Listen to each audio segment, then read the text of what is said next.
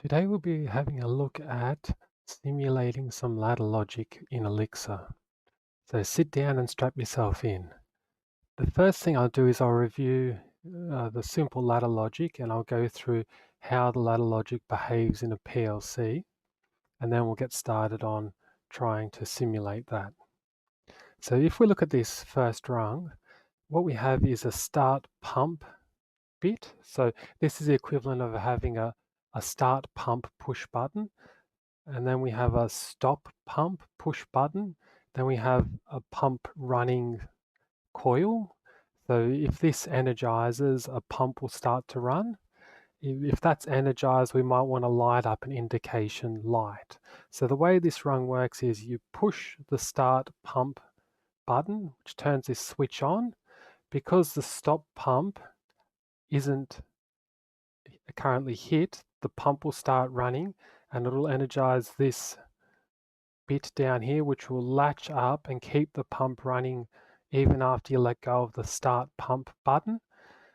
And that pump running will also turn the light on, and that'll continue running until someone presses this stop pump bit, which opens a normally closed switch and will break the path of the power to the pump, and the pump will stop.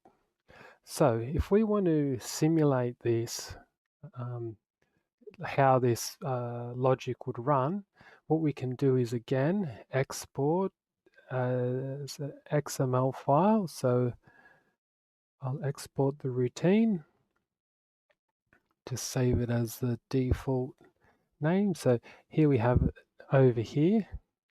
I'll save it to auto format it. But I won't spend much time today looking at the actual XML file. I'll start from a blank Elixir script file, and rather than typing each of the commands, I'll paste them in one by one, and we'll go through it so that you don't have to spend too much time watching me type. So the first thing I will do is expand this window. Just like last time, we will open the XML file in Elixir. So I'll use exactly the same command that I used last time, and we will inspect that just to make sure it works.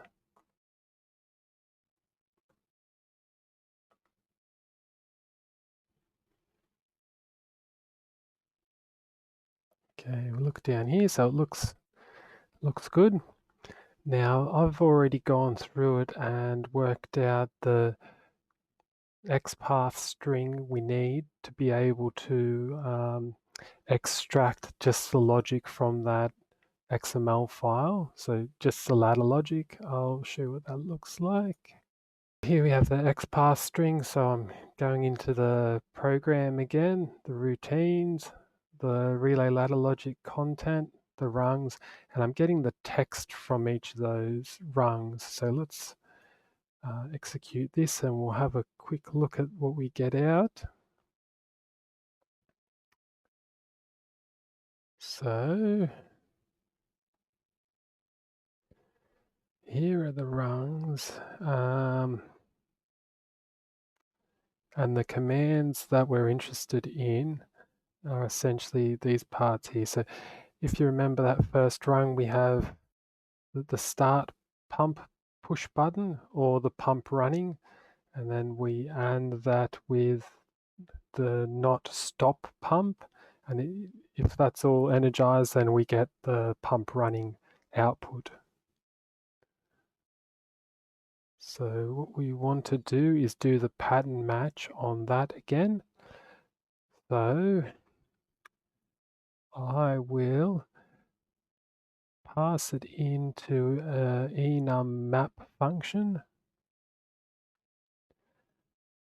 like so.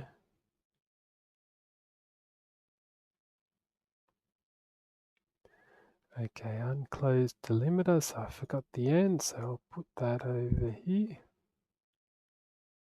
I'll return the rungs, and we will end that. So if we run that again, okay, so now we've picked out the part we're interested in, which is this rung segment from the array of rungs. Now, what I might do is I might change this to double quoted marks just to get rid of that warning. I'm finding it a little bit distracting.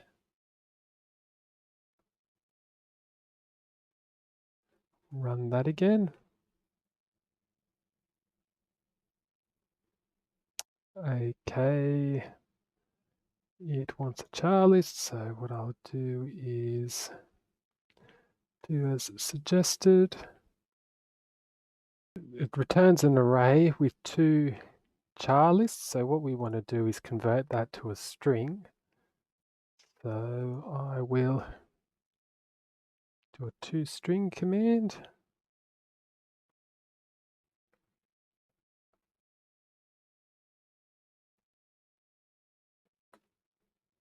We run that. Okay, that looks a little bit neater. Now we're looking to convert this string into something that Elixir would understand. So what I'm thinking is we'll convert these to functions that Elixir can execute. So when Elixir sees this XIC start pump, it will attempt to do what that contact would do in the ladder logic. The same with this. But the thing is, Elixir needs its functions defined in lowercase names. So these uppercase names are a problem. So what I'll do is I'll use string down case to convert it to lowercase. So run that, make sure it works. Yep, that looks better. Now what I'll also do is I'll try to get rid of these new line characters. Go split, string split on the new line. Okay, there we go. Okay, the next step is to convert each of these arrays here to a single string rather than three different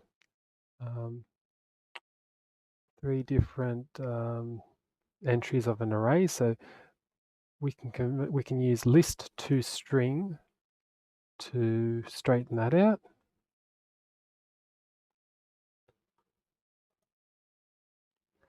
Okay, that looks better. So now we've got a single array with 2 strings in it. Now, what we're going to start doing is trying to massage this text to get it to look like a valid Elixir command. So at the moment, this closed bracket semicolon, we would rather replace that by a closed bracket and a new line. So we'll do that with a string replace command. So here's the string replace command. So we're looking for that semicolon and close bracket, and we replace it with that. So if we run that, okay, so we've got a couple of new lines in there, which is great.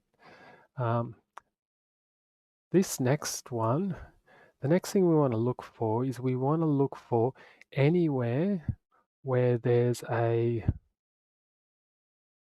closed bracket and not a space. So if we look at these square brackets here,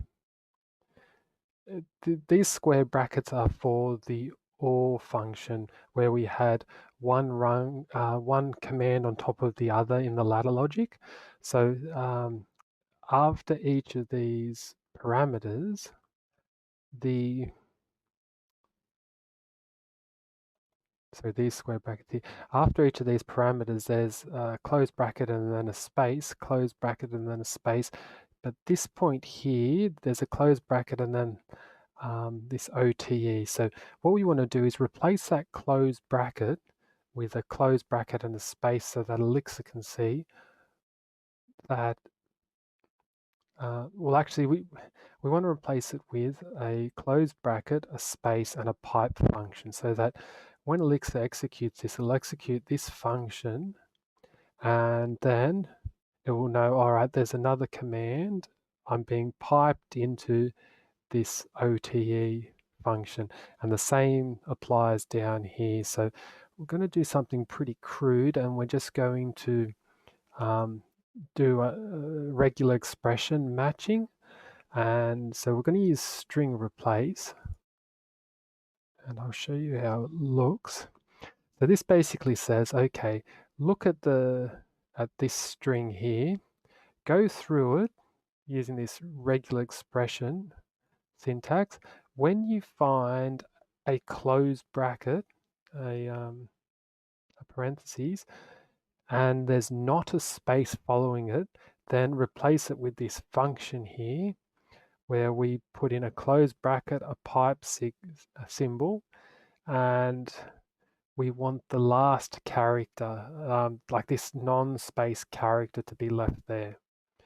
Okay, so let's execute that. When we execute that, we see, okay, that closed bracket there has been replaced by a pipe, and the same as this one here, it's been replaced as a pipe.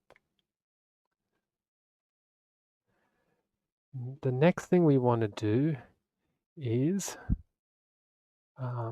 sort out these square brackets. So square brackets in Elixir mean a list. So we don't want it treated as a list though. Sorry, wrong square bracket again.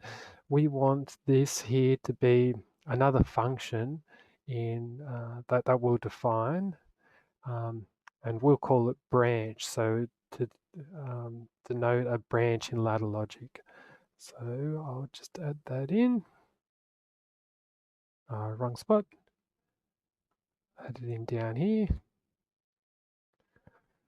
So if we look at this, now rather than that square open bracket, we have the word branch open bracket. So to make it look a bit more like a valid Elixir, now we need to deal with the closed bracket as well. So the closed bracket over here, we want to replace with a pipe and a space.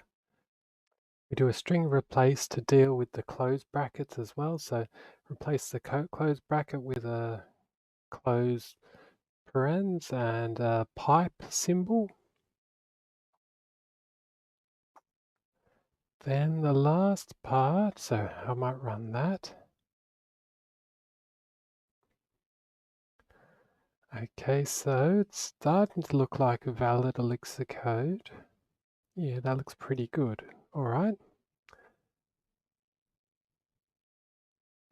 We'll do list to string again, just to convert the list into one continuous string. And let's see what our result looks like now. So here we are, branch XIC, piped into not stop, piped into pump running. Then we have a new line, pump running into pump running indicator. So far so good. Okay, so here we have a string that looks like a valid Elixir code. Sure, some of these functions are undefined, but what we're going to do now is something a little risky. We're actually going to try and evaluate this Elixir code using the eval string function. So this isn't recommended. You shouldn't do this with just any code that's input by a user, but because I'm just doing it here locally, we'll give it a whirl. So what I'll do is just copy the code and paste it in. And let's see what we have here. So first thing is I have to get the result of this pipeline, and I'll just call it logic.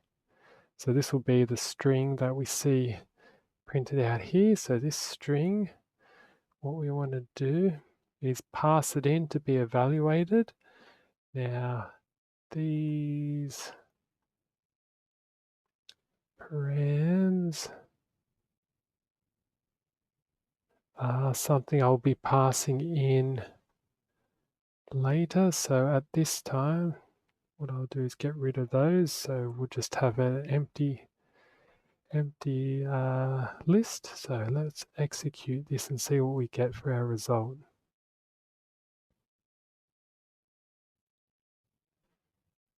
So the first part is it's saying there's an undefined function OTE.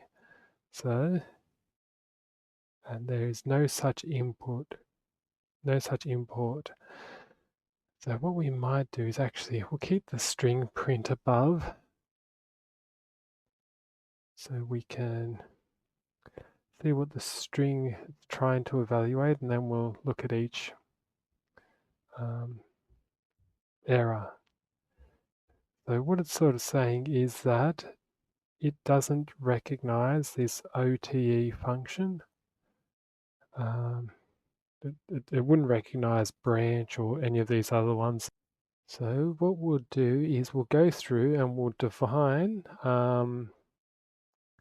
each of these functions here, but the way we're going to do it is in another module. So it'll still be in this script file, but I'm going to have to do some just some structural changes quickly. So what we'll do is we'll put all of this, we'll define a module to place our existing code in. So def module, and we'll call logic to get rid of that end. I'll put an end at the end. And then we want to, I will change this to I'll define a function called execute.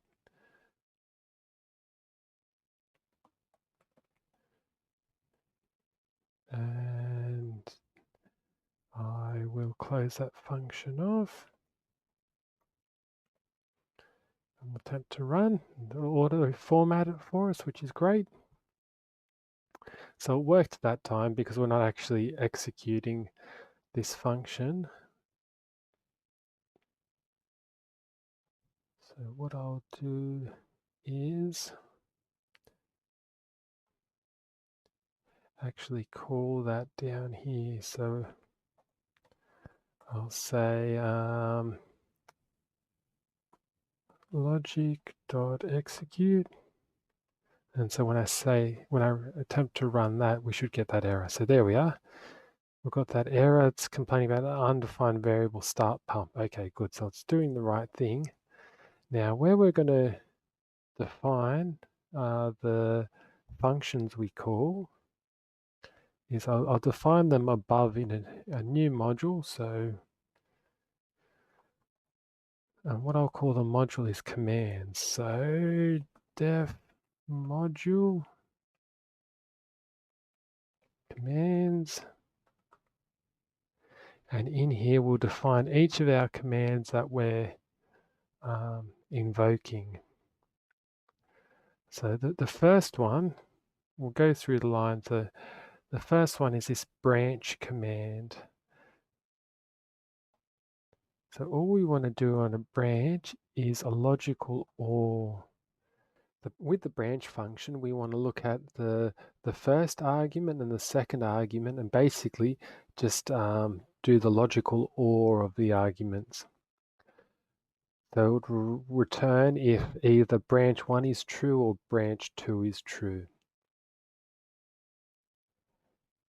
It will return true, otherwise it will return false.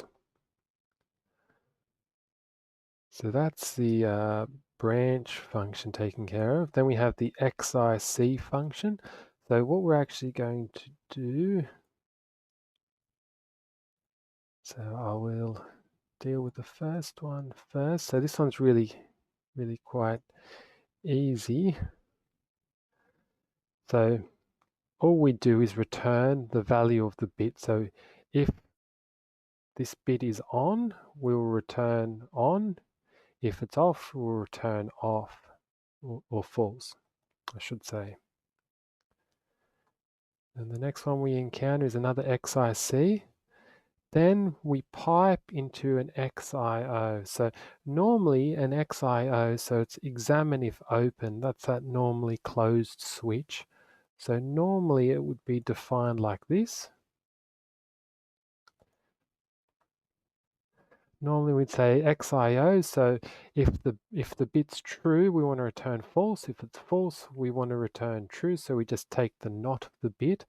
But the way it appears here is we're actually piping into it, so it'll have two arguments. It'll have the result of this first part and the value of this bit. So what we actually have to do, now in Elixir you can define functions with the same name but with a different arity or number of arguments. So here we have it, we have the piped bit and the actual bit. So we want to return true if the piped part is true. So if this part being piped in is true and the not of the bit. Okay, it's logically a bit confusing, but that's a normally closed contactor or switch. So we reverse what it's, if the bit's off, we change it to on. If the bit's on, we change it to off. Okay, a little bit confusing, but never mind. Then we pipe that into this OTE function. Now, what we're going to do before we do that is, there's one case I haven't dealt with, so we'll leave OTE because they're a bit of a special case. Actually, that's all we should need for here. Let's look at OTE. So OTE is a confusing one, and I won't go into it too deeply.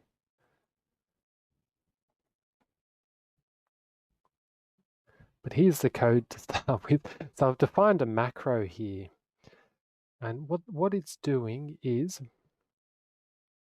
taking an input and an output. So the input, the whole rest of this rung, so the result of all of these commands, so if they're all true, I pipe it in, and that's the input, and then the output is the result. So if all of the left-hand side is true, then I want pump running to be set to true.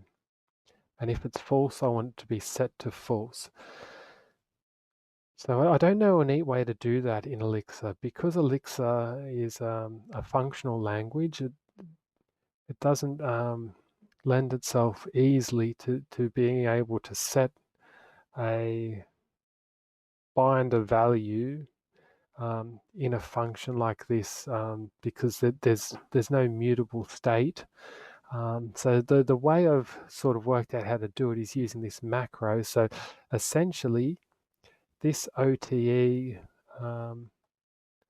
function, or this OTE macro, takes the value of the rung and the value of what we want to set as its parameters, and it just applies an equals to that. So we say, let's set the output to equal what the input is. I know it's a convoluted way of doing it, but it allows us to set that parameter or bind it within this macro, so that it works in practice. So okay, so we've got those defined. Now the next thing to do is I need to, we'll run this and we'll see what the error is. So give it a run. def module commands. So it's complaining that it doesn't understand what commands I'm talking about. So I've got to import commands.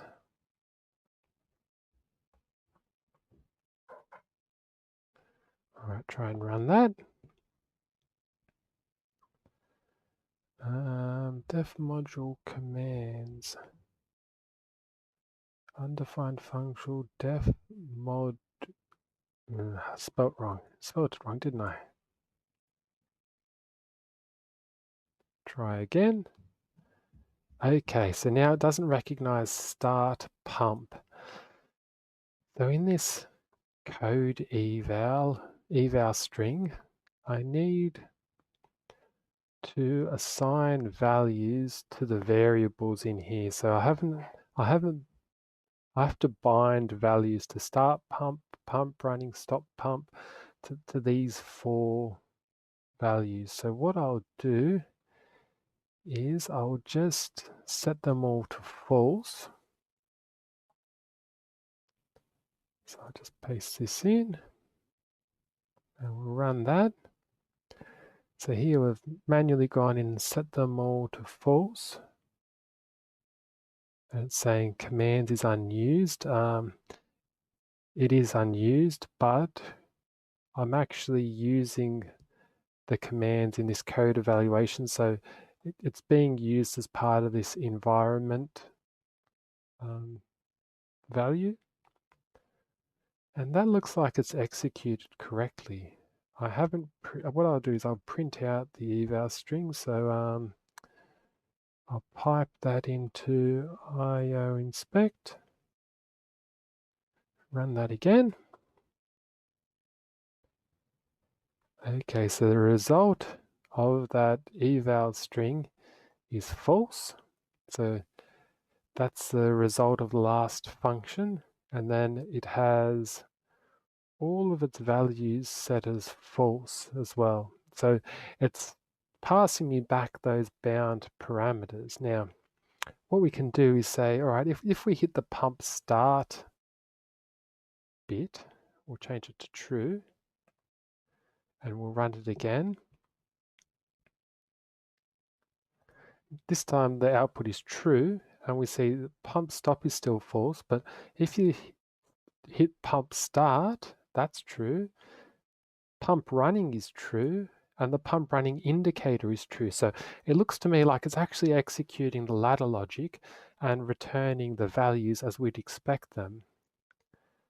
Now, the next thing we'll do, this is a bit unintuitive to use. What we'll do is we'll actually use Phoenix Playground, the Phoenix Playground library to take Phoenix for a spin and actually try and visualize this on the screen in a bit more of a user-friendly way. So here it is here. And what I'll do is I'll just copy this basic example and we'll just paste it in under our existing logic.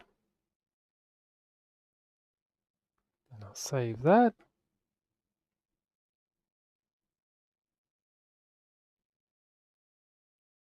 Okay, it's complaining that port 4000 is already in use. So I'll cancel that. And in Phoenix Playground, you can add in, you can specify a port. So I'll specify 4001, save that.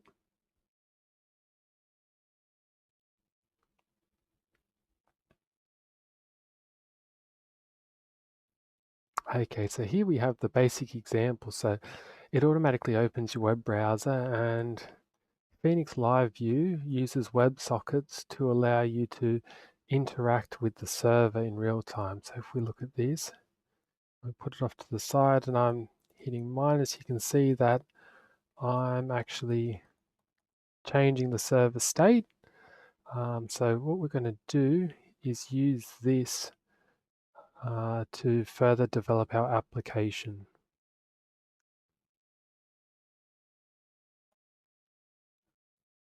I'll hide this for a little while. We'll first modify is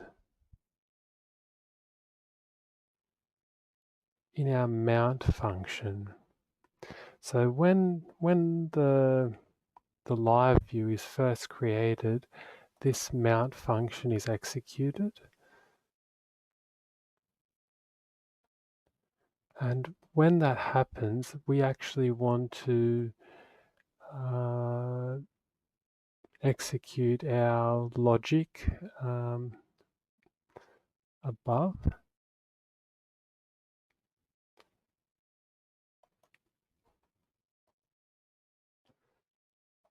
So I'll just paste in the code. So we don't really care about count in our application. We're not going to have a counter on the screen. So I will replace that with logic, and we will pass in logic. So the result from our code above. So we can remove this execute logic command because we'll be executing it through the live view. So let's save this and just see what the changes are. So we've got an error. This logic execute is undefined or private. So what we need to do is in our module down here, import logic, which we're doing, I understand, logic with an arity of 1. So logic that accepts one parameter is undefined. So what I have to do is actually pass in a parameter.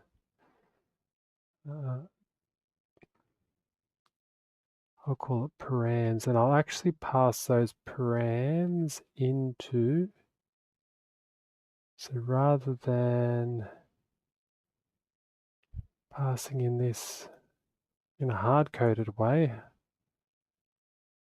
I'll actually pass that in down here. So when I execute this function, it will now be expecting these values. So if I save that, keyword count not found. So it's complaining about other places in the live view example code where it's expecting count to exist.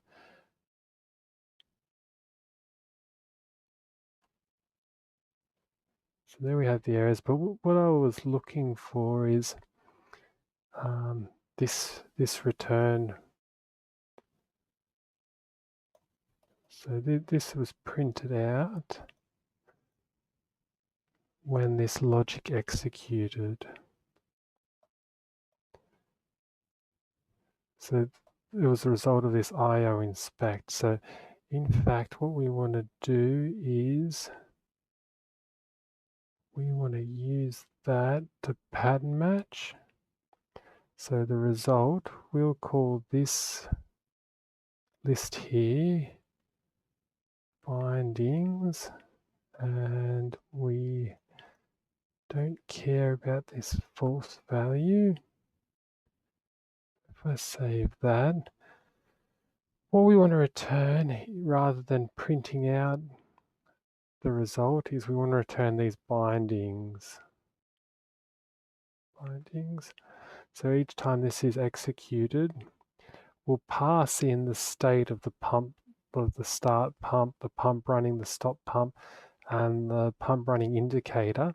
And then when this function executes, we want to return those parameters back with their updated values.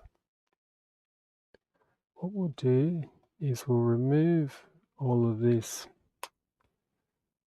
HTML and we'll add some of our own HTML in.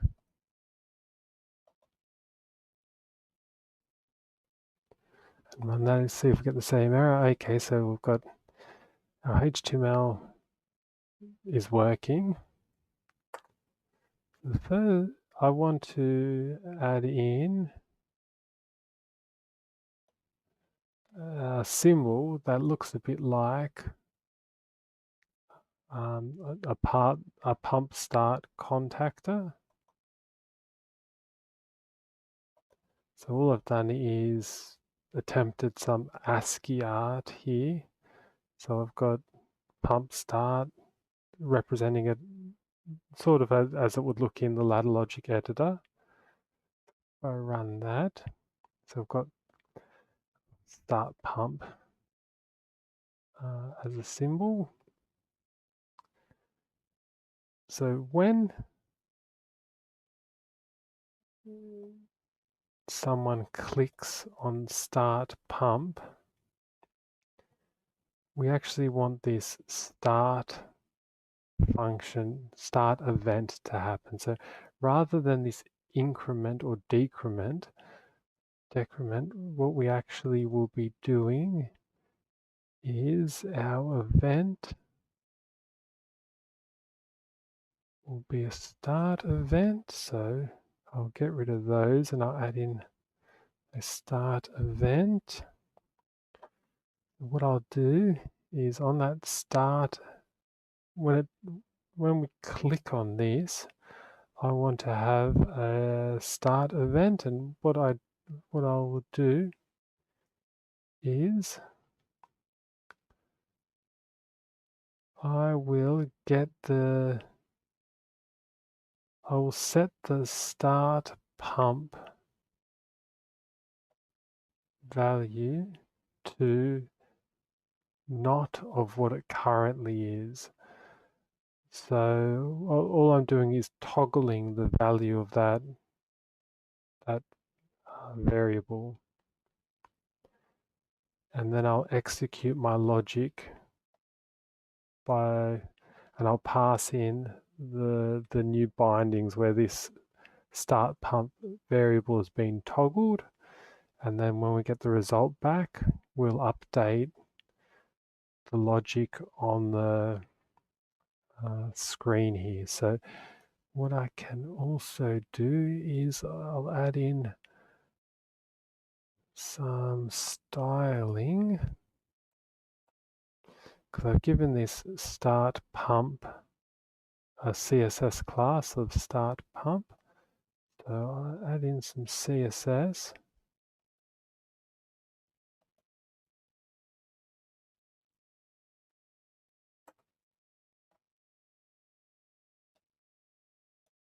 I'll close off the style area.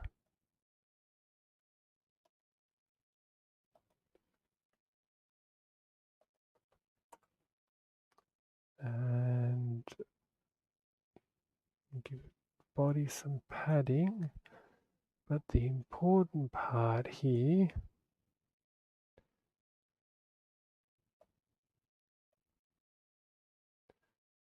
resize this a little bit, so I'll give myself a bit more space here and a bit less space on the web page.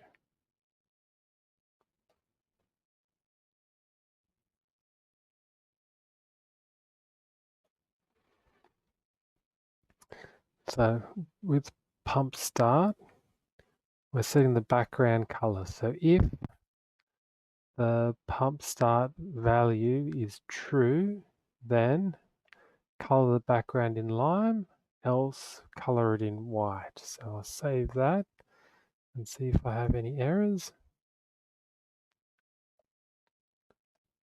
Okay, so it's white at the moment. Let's see if I click on it, changes to lime. Excellent. Okay, so what we'll do is now I will add in the pump stop value, or a representation of pump stop. So similar idea. If I save that,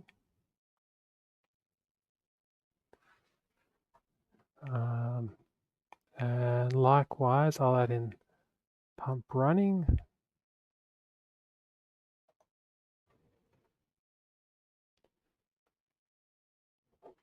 So what I'm trying to do is draw using ASCII symbols similar to what it looked like in the ladder logic editor. I'll add in also that the OR part of the rung. So here we have start pump or pump running to latch it up. And then the second rung down. I'll add that in as well. The second one looked a bit like that. Fairly simple. I will get the CSS for the stop pump, for the pump running and pump running indicator. They're all very similar to the pump start CSS.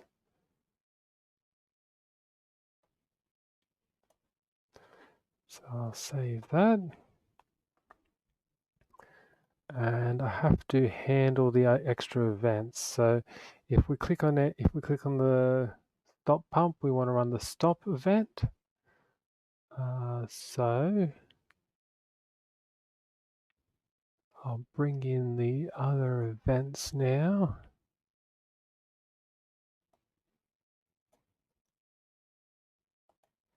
So the stop event is very similar to the start event.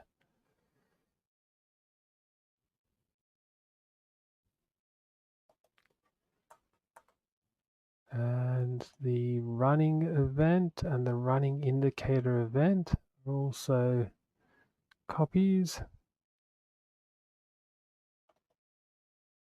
So I won't go through them line by line,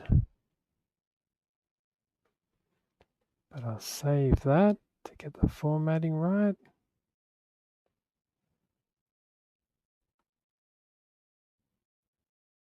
Okay, so here we have it. So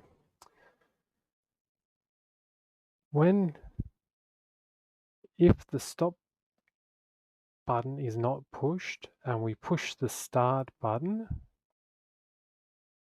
energy can flow through this switch, through that switch, and turn the pump running output on. Then we let go of the start pump push button, but because pump running's on down here, it latches up and keeps running, and it will keep running. And the pump running, the fact that the pump's running also turns the pump running light on, and that will keep running until someone hits the stop pump button. So here we are, we hit that, and it turns everything off. So if the stop pump button is pressed down and I try and hit pump start, it won't do anything until I take my finger off the stop button. Then if I click start, it will start again. So there we have it. We are simulating ladder logic through, we're simulating ladder logic in Elixir by actually executing the code, the Allen Bradley code. Sure, it's translated into Elixir, but I think this is pretty neat. So there you have it. We were able to simulate ladder logic in using Elixir.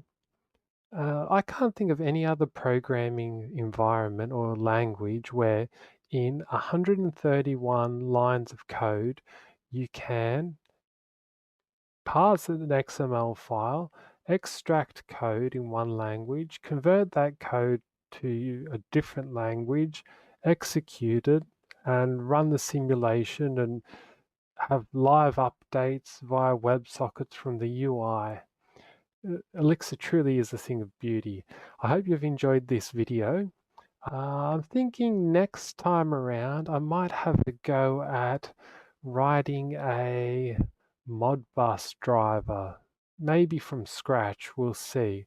But it might not, it might take a few weeks before I can get around to it. So if that's appealing to you, well, I'll see you next time. Until then, take care.